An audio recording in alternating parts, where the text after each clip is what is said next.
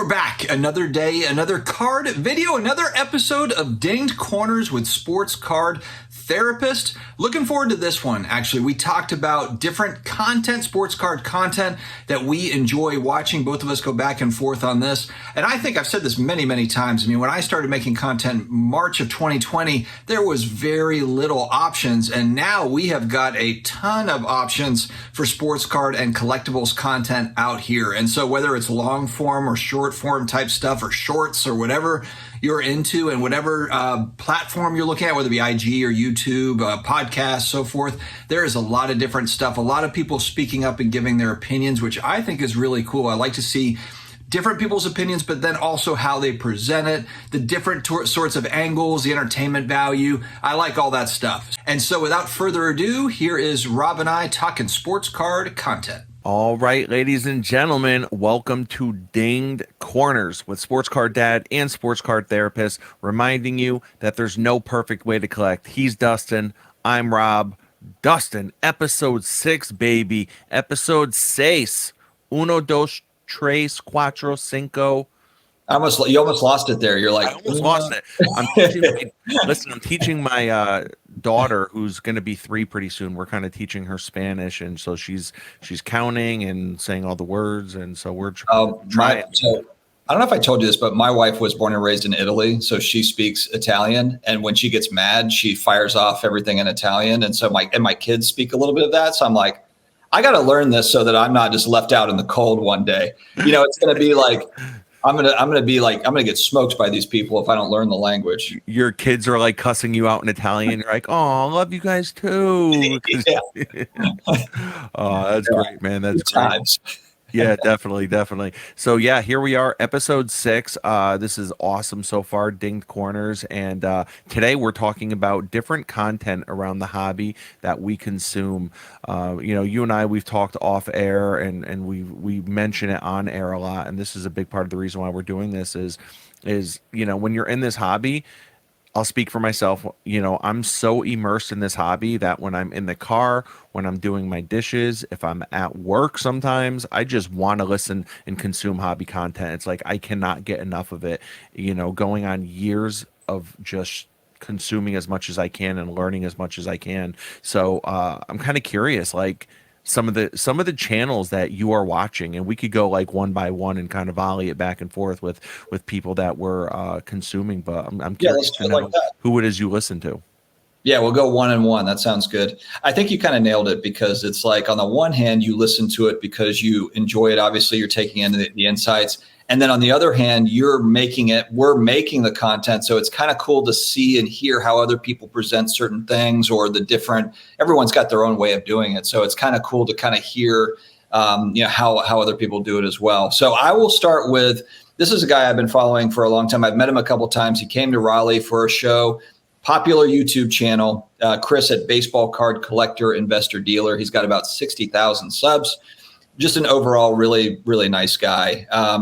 And I've had him on my channel a couple of times, but yeah, he's a guy, and he's actually moving. He's in the Netherlands. He's moving back to Maryland. So I'm excited. I'm on the East Coast as well in North Carolina, so I want to hang out with him more.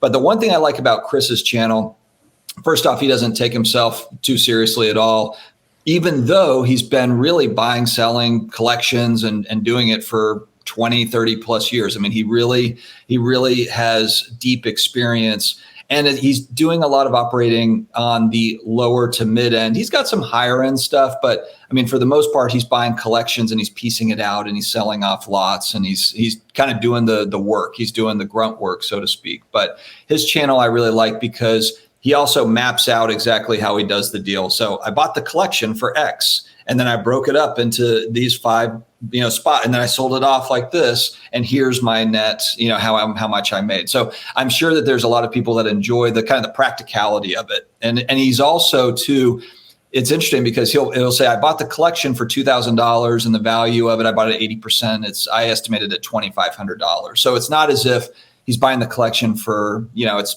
$2,500. He's buying it for $1,000, and I got a great deal on this guy. He's able to buy a lot of collections because people trust him over time.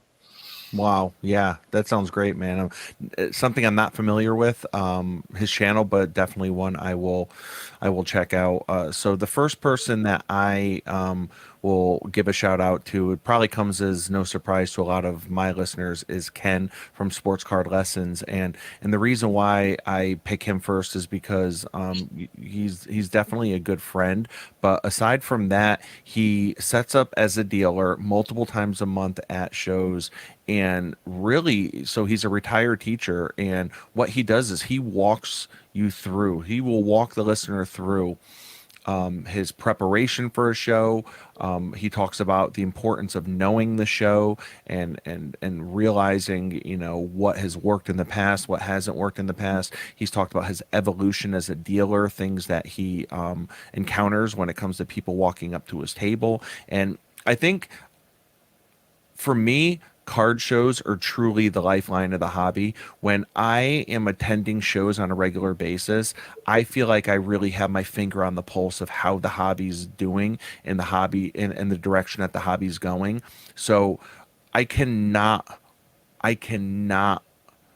overstate the importance of me going to in-person shows and being able to listen to such a unique and detailed perspective as Ken from Sports Card Lessons, really talking about his evolution as a card dealer.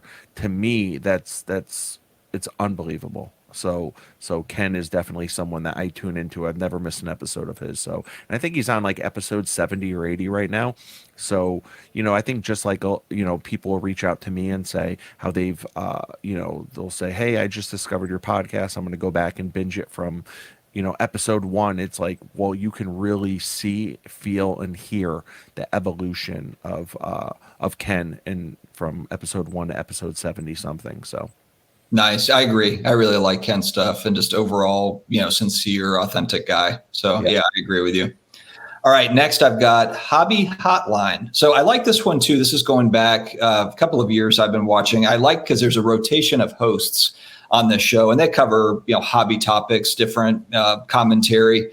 So they have different hobby hosts that kind of rotate. And Dr. Beckett is one of those. And so I like listening. Dr. Beckett also has a side podcast, Sports Card Insights. Yeah. But I like Dr. Beckett on that show because he's kind of bouncing things off of other people where it's more of him on a solo podcast for his own. So that's one where, just with him being kind of a longtime hobby legend and listening to what he's got to say on certain things, given his time in, and also being on the other side, the industry side, not just as a collector. So I would say Hobby Hotline would be the next one. Yeah, and Hobby Hotline, it almost feels like it's a rite of passage for some content creators.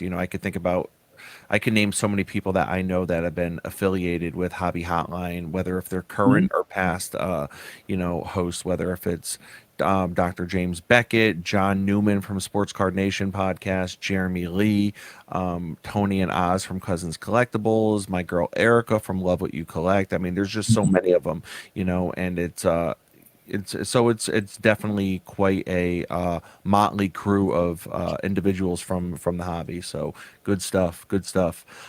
So next podcast that I'm going to talk about is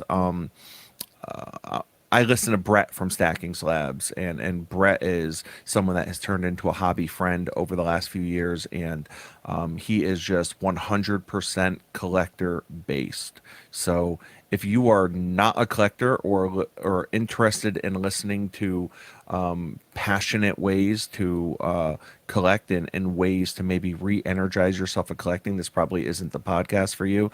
But Brett does an incredible job, really motivating me with my collecting and really helping me kind of curate my collection on the journey of listening to him, and he talks about his W's, he talks about his L's, he talks about all this stuff. And so Stacking Slabs is definitely something that I listen to on a consistent basis. All right. I've got Sports Card Radio, number 3 for me. This one is, falls kind of more, I think, into that entertainment bucket where it's like when I think of like the twins are very entertaining, whether you agree or don't agree. It's kind of like their presentation and the way that they, I think too, they'll come out and say things that others are just afraid to say, that might be, fairly obvious, but maybe it's not something that is, the industry once talked about, or at least just not talked about a lot. They're not afraid to kind of, dive deep into, some of the underground type subjects. And I think that's good because I learned too. I mean, I've learned about different, stuff that goes years back and just understanding what's happened, because I think for a lot of us, I was 10 years old when I was in the hobby, and then like 25, years goes by, and then I come back in. There's a lot that happened in between. And so it's kind of good just to kind of hear what they have to say, learn, from what they've got. They've been making content for about 15 years, I think is what it is. Now they've segged in too to where they're buying and selling. They're kind of on a buying, selling mission, and they're showing you kind of their buys and sells. They've added to their content in that way too. So I think just, again, sometimes my own content included in this, it can all get a little bit redundant. And so I think they add a little bit of flair in there that I think is needed. Yeah. And I definitely have an appreciation for some of the hobby watchdog kind of content, right? But I do like, first of all, when it comes to filming your deals and going to shows and doing things like that, I think when it's done right, it's always going to be compelling. It's always going to be compelling when people are transparent about their W's and their L's and stuff like that. And I think if you lean too heavily on like the hobby watchdog thing, really what you're really kind of dependent, your brand ends up kind of coming dependent on what's happening in the news. So it's almost, you have no control over the direction of your brand when you're strictly watchdog, right? Yeah, if you're too dependent, you might reach on stuff. You might end up reaching, whereas you might not have if you had other things. If you have other things like the buy sell stuff. So shout out to Sports Card Radio, continuing to evolve, it sounds like. Yeah, good stuff. So the next podcast or show that I make sure to always listen to is going to be Cousins Collectibles. So Cousins Collectibles are two cousins from Pennsylvania. And they, diehard Philly fans, and they are individuals that have been putting out content now for a little over a year, and they put out podcast form and YouTube, and so Monday or Tuesday's episode ends up usually either being a solo podcast or an interview podcast, and then their Thursday night episode that they do a YouTube live on is kind of like a hobby hangout type thing, and then they release the recording of that on Friday. So Cousins, they're just super passionate collectors, and Tony is a diehard fan of the Philly, anything that's Philly related or Pennsylvania related or Roberto Clemente type thing. And, Oz is dipping his toe into pop culture stuff with the Stranger Things and also big Michael Jackson fan. So it's like, I love the pop culture stuff too. And it's not something I really talk about a ton. And I think it's because I'm so sports card focused, but yeah, man, I mean, it's all good stuff. So yeah. No, I love those guys too. Really solid dudes. All right. I will round out with Mike's Retro Trading Cards. And the thing that's unique about these guys, it's three longtime friends that run this podcast / YouTube channel. But what I think is kind of amazing is they're able to really effectively run a 3-man show. I think that's very difficult because it's like who's talking when, and it can be very tricky to pull that off. And they do it really seamlessly. And they talk about a lot of hobby topics, kind of like a hobby hotline. They have a show that does that, but they kind of offer their insights. But they've got really good rapport because they are longtime friends, so they're able to joke and throw in kind of their own humor and different things. I mean, it's very well done. So those are guys that I always watch. Appreciate their stuff. That's Mike's Retro Trading Cards on YouTube. Awesome, man. Awesome. Yeah. And so to round mine out, I'm going to talk about a podcast and YouTube show, Crosstown Cardboard, and that's with Craig and Carmine. So Craig is someone who's been a good friend of mine in the hobby for a few years now. He's lives in Manhattan, New York City. He's a school teacher in Manhattan, and he does a podcast with Carmine, who is originally from New York, but now lives out on the West Coast, and he's actually a sports anchor on network news.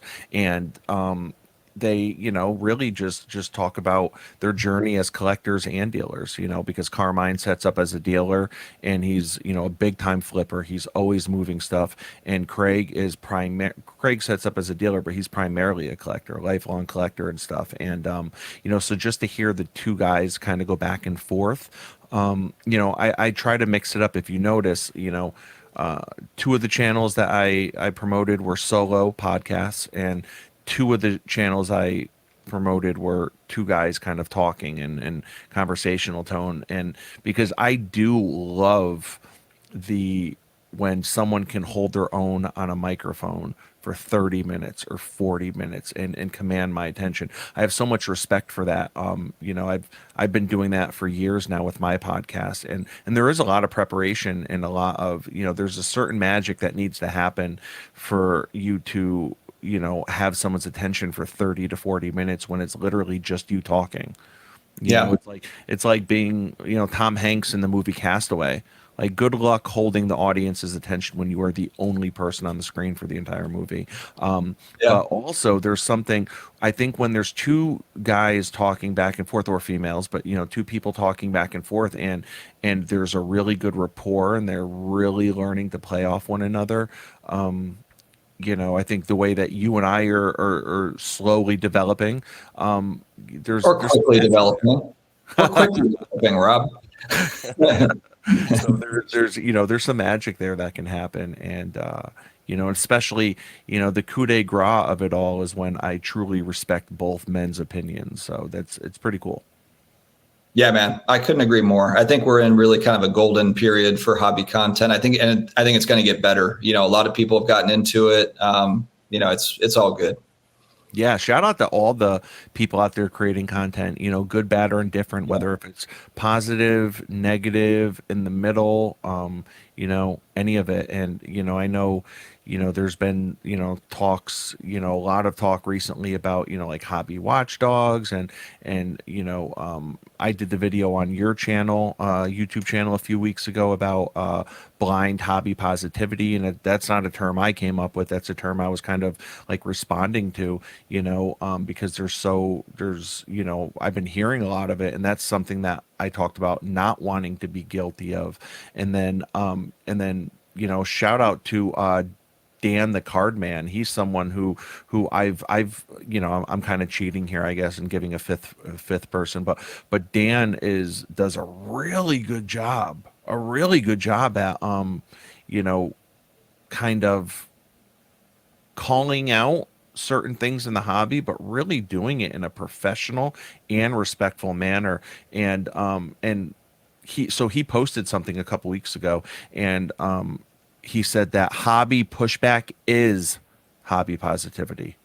So, I did. I watched that one. It was good. Yeah. So it's almost like, listen, like this watchdog hobby pushback thing, that is hobby positivity. So I'm someone that I'm still kind of evolving in terms of my opinion on, hobby watchdogs and hobby pushback and stuff. But it's like, yeah, man, I think the more and more I hear about it, the more open I am to all that kind of content. And especially when it's done in a way where they're looking to solve a problem and help the hobby. When you're just doing it to be mean, that's the stuff I'm not a super fan of. But when you're doing it in a way like Dan the Card Man is, Steve Splenda, like guys like that, like I'm a fan of that. Like you can catch me listening to that stuff because I grow from that kind of stuff. Yeah. And even like the rant sort of thing. I know people say that that's drama, but that's all part of the deal. I don't mind also just raw emotion if it's authentic. If it's like manufactured, that's one thing. But if you have an authentic rant where you were, taken aback by something or whatever, I don't have a problem with that. Like You throw had it. a great one last month. You had a great rant. Oh yeah, I rarely do them, but yeah, maybe I should do a weekly rant. Oh man, get it out of your system. Yeah. Really, I'm just frustrated with life, and I just take it out on the microphone for 5 minutes on a video.